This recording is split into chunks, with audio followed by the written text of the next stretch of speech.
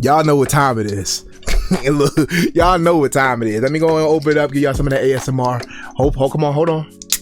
Oh, I know y'all gonna catch that one. All right, let me give you a little slibble dip. I ain't got no ice. I ain't got no ice. Oh, don't play with you like that. Ooh, baby, don't sizzle dizzle like that. All right, y'all know what time it is. Y'all know what time it is, okay? Go on, put the pinky finger up. Put the pinky finger up. Take a little sippity dippy. Here we go. Here you go.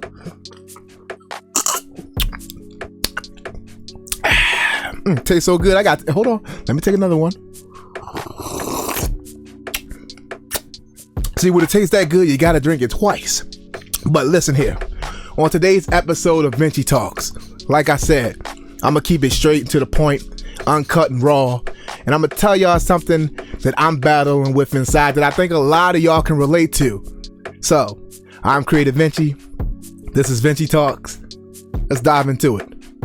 All right, so like I said, usually I would just cut over, do a little post-production with my Venchie Talk intro, but I'm starting to realize that you gotta start putting your stuff out there in life and stop asking for forgiveness. I had a coworker, or I do have a coworker. One moment.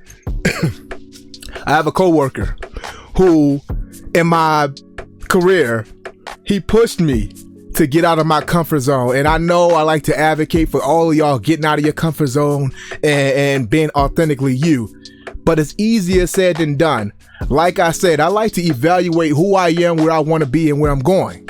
And sometimes I'm looking at, it's like an out of body experience. I'm watching myself do things that is pretty much counterproductive to where I want to go. One being in my career. I have a really good career. Something that I know a lot of people can't say that they wake up and they look forward to going to work and doing what they do. I literally do that. I do have a 9-to-5. I have a career. I run a business, take care of my family, yada, yada. I think we're all journeymen and journeywomen out here. We're all trying to obtain multiple bags. We're all trying to be multifaceted. But in my career, I've gotten so complacent.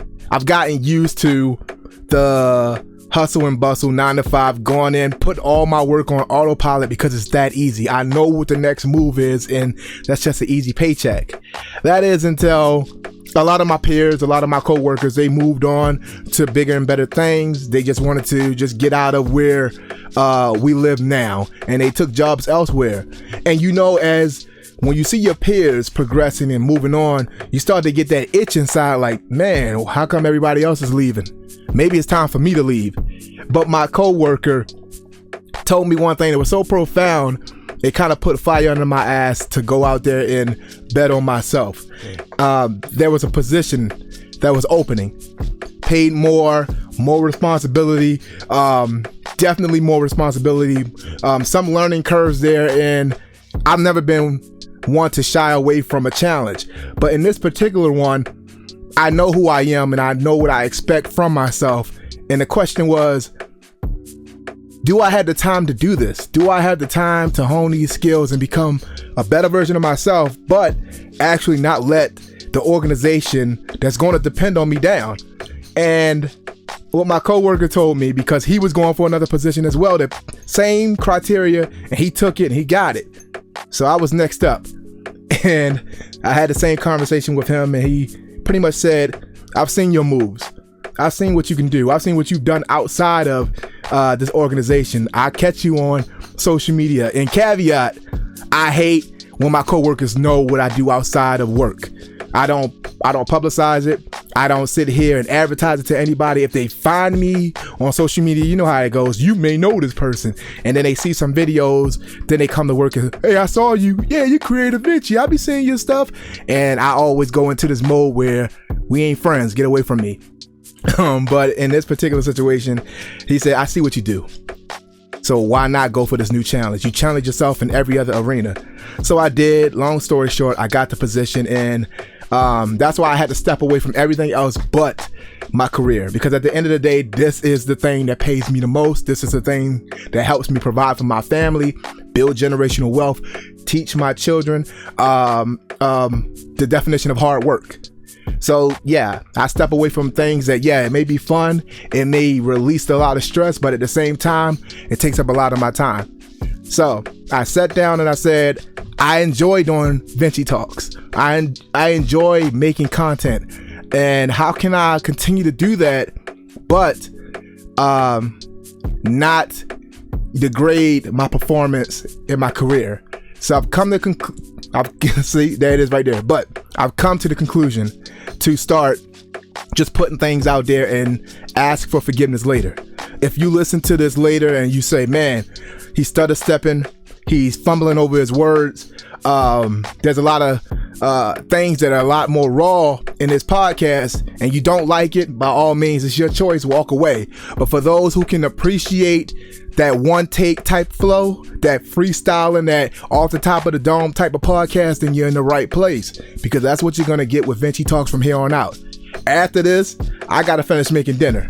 As a matter of fact, dinner's cooking right now in the oven. The kids are watching TV. My youngest one, who was 1 year old, he was 1 year old. He'll be 2 in July. He might bust in this door right now and start talking.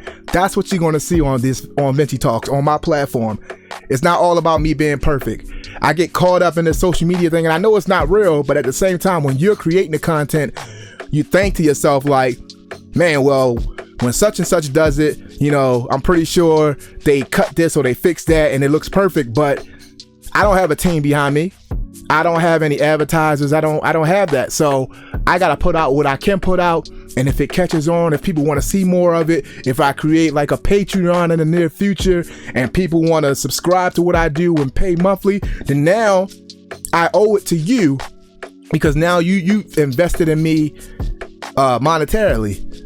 You're paying money, you're paying a subscription, so I'm gonna give you the best of the best. But for right now, this is gonna be as good as it gets. So this podcast coming back out is just to tell y'all, bet on yourself. And when you bet on yourself that the raw stuff that you're putting out is good enough for now. Go for good enough, don't go for perfect. I know I preach it to y'all, but I even fall at the wayside sometimes. Right now, I'm gonna take a quick break. I'm gonna get a little quick sippity dippity one more time. Yeah, that's good. Now, before we jump back in here a little bit more, also the podcast is gonna be a lot shorter. So the transition right now is, I know it's April 1st. This ain't an April Fool's. This is not a joke. The only thing that's gonna be funny is if you end up on the beach come June and July wearing a sweater, whether you're a man or a woman or a puppy, you better not have a sweater on the beach. So the best way to tackle that and make sure that you coming out on the scene when the whole world opens back up, because we're getting close to it, is by checking out Falcon Blue Fitness. I'm telling you right now, the same deal is going on with Falcon Blue Fitness. Falcon Blue Fitness is a mobile fitness boot camp. They're servicing Paso Robles, San Luis Obispo, as well as King City. This is in California. Now, for all my people not living in Central California, it's all good. They still provide virtual fitness boot camps, classes at no more than $30 for the smaller tier, and at the most you're paying about $120 for a package of 3 sessions. I ain't heard nothing get better than that. So do what you will with what you got, and if you're ready, go on over to www.falconbluefitness.com and let them know Creative Venchie sent you. Oh, also, no blue falcons allowed. Bam. You like that? You saw how I just transitioned over there, got y'all trying to get them guns out because the sun's out, baby. I ain't playing no games. Now, what I'm gonna close out with is this. I want you guys to do a little homework. I know homework. I'm a grown man, I'm a grown woman. What you telling me to do homework for? I got this. I mean, you maybe do. Maybe you do. But do a self-audit on yourself. It's April 1st. This is no better time to do it than now. 31 days today. I don't know where you are, what you're doing. Just take time, write it down, put it on your notes. Mostly everybody got an iPhone. Make a note of it. Point out your imperfections. Point out your flaws. Now that you identify that, what you gonna do about it? And I'm not talking about write it down and just forget it.